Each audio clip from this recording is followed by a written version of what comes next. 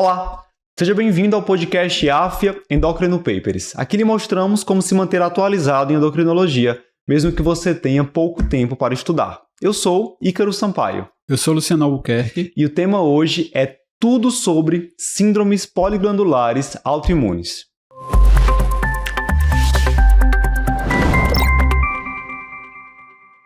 Luciano, dia de tema inédito aqui no podcast do AFIA Endocrino Papers. A gente vai falar agora sobre síndromes poliglandulares autoimunes, que nada mais são do que a coexistência de pelo menos duas condições endócrinas autoimunes no mesmo paciente. E eu já adianto que essas síndromes geralmente são o resultado de uma interação de fatores genéticos e fatores ambientais. Certamente, muitos dos nossos ouvintes já se depararam com pacientes com essas síndromes poliglandulares e elas podem ter passado despercebidas. Né? Um problema dessas síndromes é justamente o alto índice de subdiagnóstico. Né? Elas não são adequadamente notificadas e diagnosticadas, então a gente acaba tendo até dados imprecisos a respeito da sua prevalência. Mas vamos começar falando da classificação dessas síndromes poliglandulares autoimunes.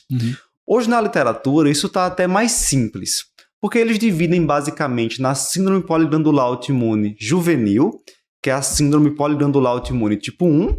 Que chamava de tipo 1, né? Tipo 1, que agora juvenil ficou mais simples. Isso. E a síndrome poliglandular autoimune do adulto, que é subdividida em tipo 2, tipo 3 e tipo 4. Então a gente vai pensar nessas síndromes assim: crianças e adultos, e a partir daí entender quais são os componentes de cada uma delas.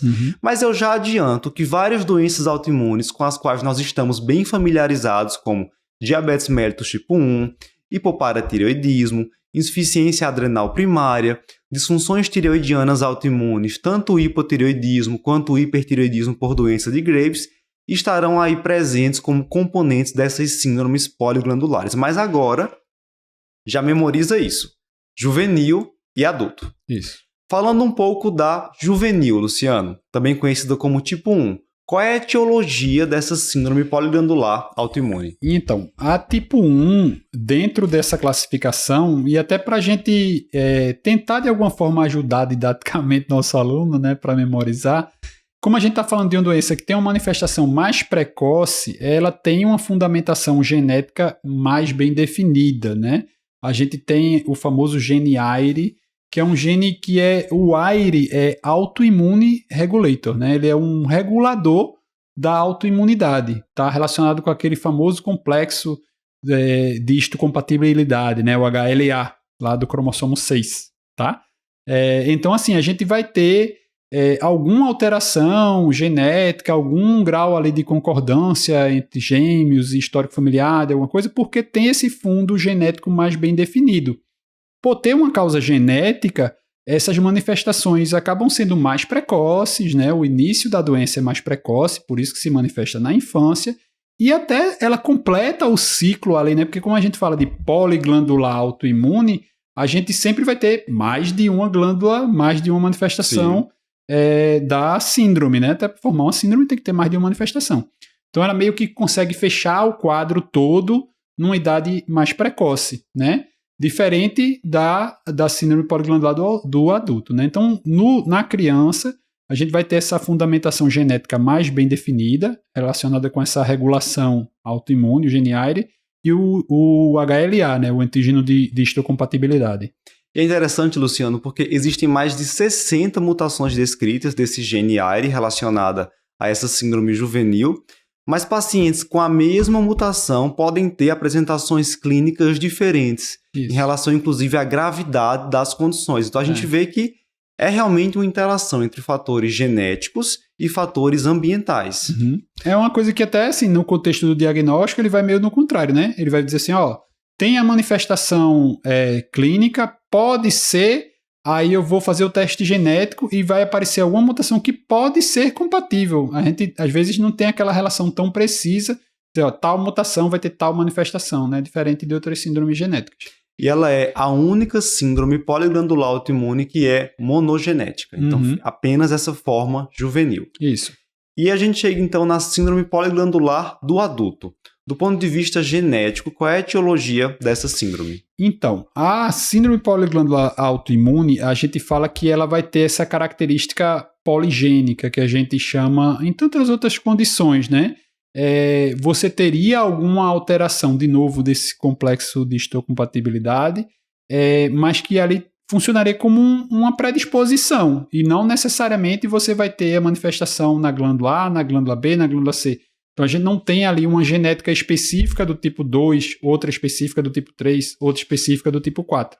O 2, 3, 4 vai acabar sendo uma classificação pelas manifestações que vão aparecer, né? Então você teria uma predisposição genética, isso teria algum tipo de interação com algum fator ambiental ou com outra condição de herança familiar e que acaba manifestando na glândula A ou na glândula B ou na glândula C.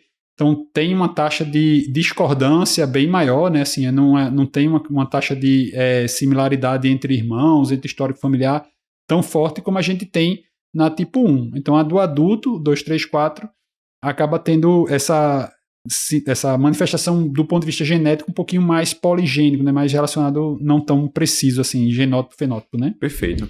Essas manifestações geralmente são diagnosticadas após 20 anos de idade e o pico de incidência das manifestações da síndrome do adulto está ali entre a 3ª e a 4ª década de vida. E a criança já fecha com 15 anos, sim, né? Tudo, né? Bem diferente, né? Esse acometimento em relação à faixa etária. E aí, falando dessa forma infantil novamente, síndrome poliglandular autoimune juvenil, quais são as manifestações clínicas que vão caracterizar essa síndrome? Nós temos uma tríade, né, Luciano? Candidíase mucocutânea crônica, que geralmente é a mais comum, 95 a 100% dos pacientes apresentarão e aparece mais precocemente. Até 5 anos de idade, os pacientes com SP juvenil já terão a candidíase mucocutânea crônica. Segunda, hipoparatireoidismo, que é a segunda mais frequente, também aparecendo ali na infância. E terceira mais comum, insuficiência adrenal primária autoimune, que pode aparecer geralmente até os 15 anos de idade.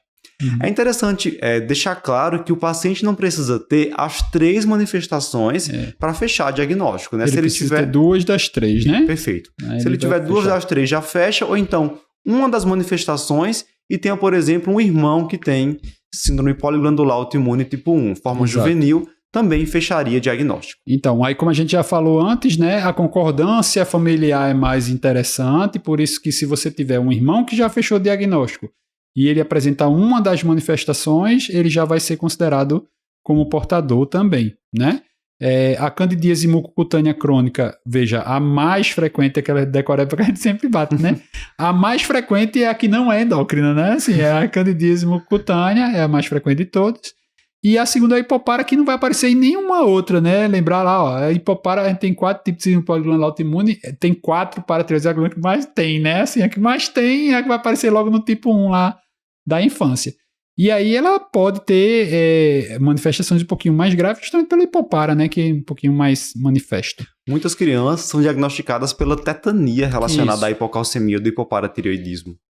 Perfeito. Então, realmente podem ser manifestações mais graves. Perfeito. Muito bem, então a gente falou até aqui, Luciano, sobre o que são as síndromes poliglandulares autoimunes, como é que elas são classificadas atualmente em formas juvenis e formas do adulto, qual é a etiologia dessas síndromes e as manifestações clínicas da síndrome juvenil.